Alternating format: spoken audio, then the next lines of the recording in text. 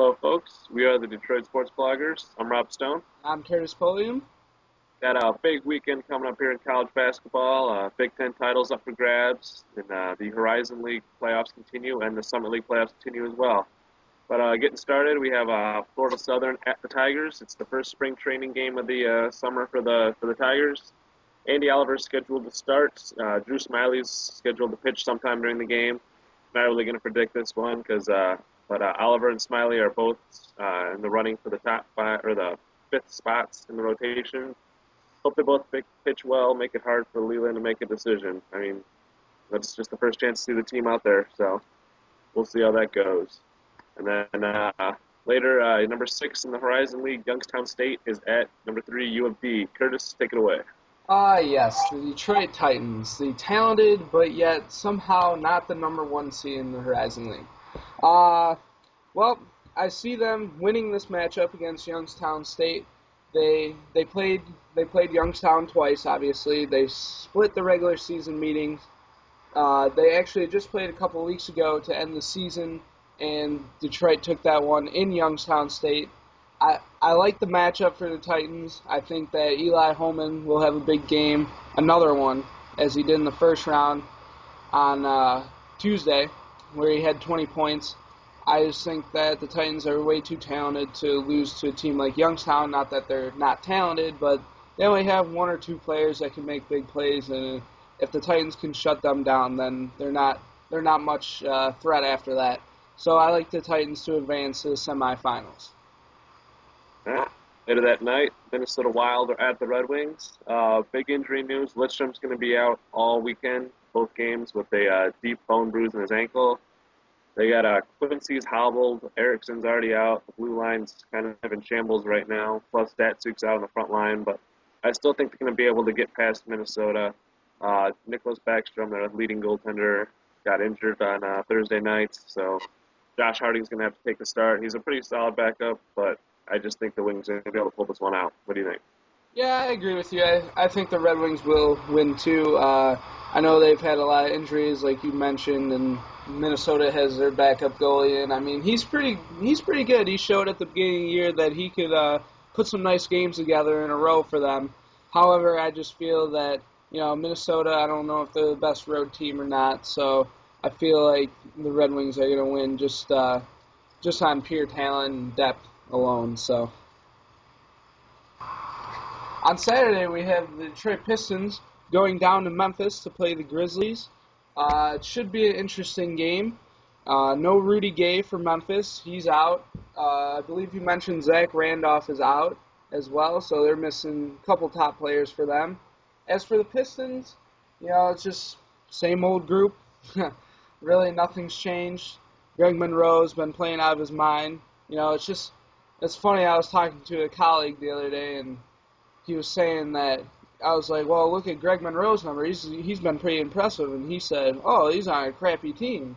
Well, that makes it even better, doesn't it? I mean, wouldn't it make what he's doing even more impressive? That's what I thought. So, it's just a real interesting take. But I like Memphis in this matchup as, I don't know, I feel like O.J. Mayo will probably have a big game for them. He's a streaky player, but I have a feeling that he's going to be on Saturday.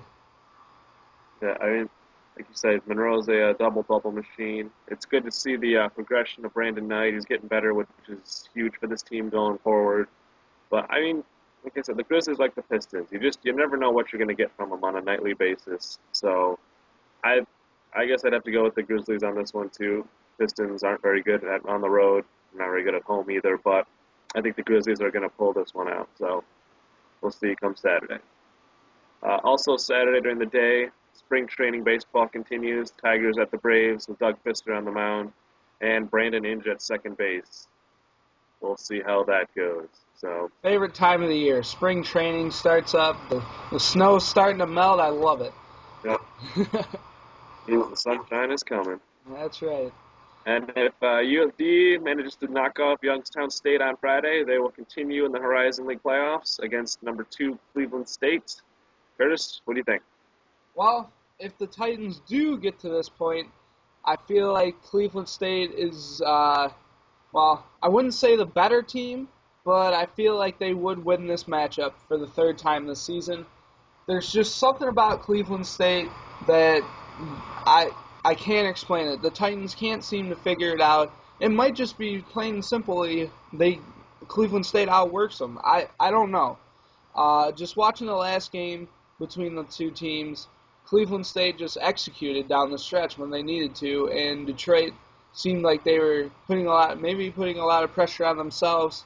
Couldn't execute, didn't score for a 6 or 7 minute span in the second half, and they ended up losing by 12. They were leading the whole game up to that point. So it's kind of hard to watch, but at the same time, there's something about Cleveland State that I see them taking this game from the Titans and ending all hopes of going to the NCAA tournament this year.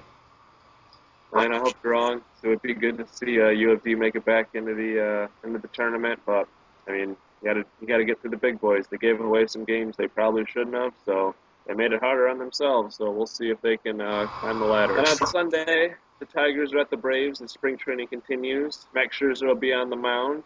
That's about all we can report on that one. So go Tigers. Later that night, Chicago Blackhawks are coming in to Detroit to play the Red Wings. Once again, Lidstrom's going to be out all weekend, not playing. No Datsuk. No. Hopefully Quincy will be back to full strength by then. And I think the Wings are going to find a way to pull it out. It's not going to be pretty. It's not going to be some kind of goal like that. I think it's going to be a gritty third line type goal that puts them over the top. But what do you think? I don't know. I think Chicago's been playing well as of recently. I know they struggled there, losing, I think it was 7 or 8 in a row. I think that they've always given the Red Wings fits no matter where they play. I just feel like they come out and give their best when they play against Detroit, as most teams do. I like Chicago in this one. I don't know why or how, but I just have a hunch feeling that Chicago's going to take this one maybe by a sneaky goal or two. So it wouldn't surprise me if Chicago won this. Yeah, I can see it going either way too. So it's not going to be pretty. It's going to be an old school Blackhawks Wings game, which are one of the best hockey games to watch. So, and then later that night, number 6 Southern Utah will be at number 3 Oakland University in the Summit League tournament as it begins. I think Oakland's going to pull this one off. I mean, Reggie Hamilton. What more can you say about the guy? He's named first team All Summit. Should be the Player of the Year. I think he led the entire nation in scoring. I mean, he's got still gives up 5-6 assists a game. Got guys like Travis Bader and Drew Valentine getting in the mix. I think it's going to be a big win for Oakland as they move on in the tournament. Yeah, Reggie Hamilton, if he doesn't win Summit Player of the Year, I think that's a crime. I like Bader helping him out as well, and like you said, he's dishing out 6 assists.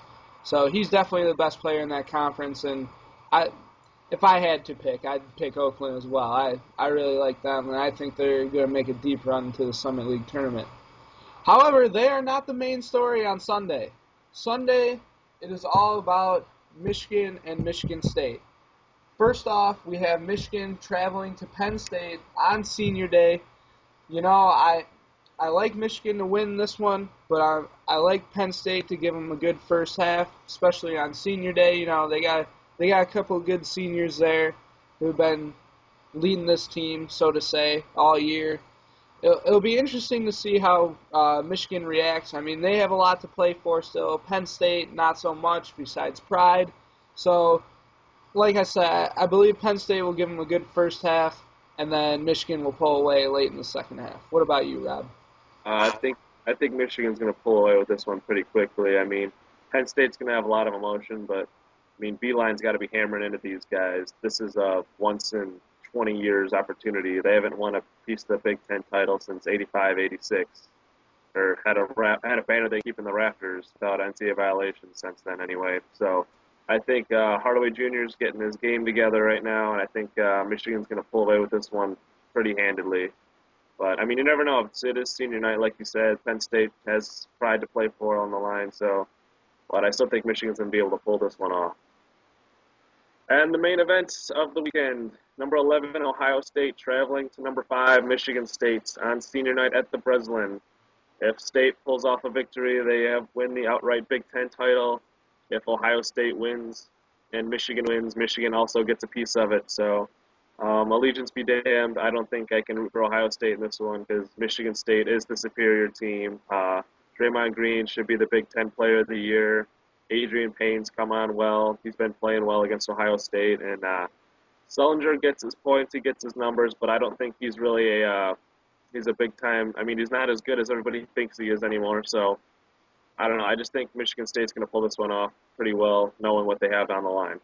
Yeah, I like State in this matchup as well. I think it's going to be a really good game, one for the ages possibly.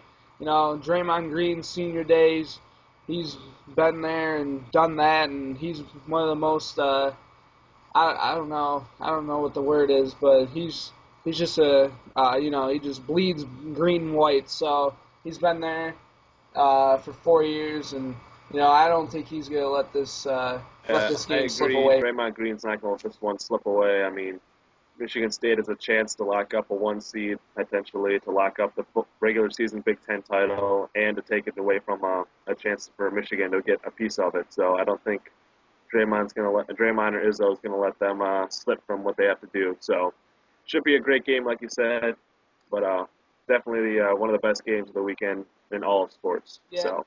Yeah, like you mentioned, Draymond Green, Izzo, they won't let. There's too much riding on this game to let them to have them let it slip away from them. They're just too competitive, and they just want to win too much. I mean, but if the Spartans are going to win, Green's going to need some help because obviously they can't win with him carrying the scoring load.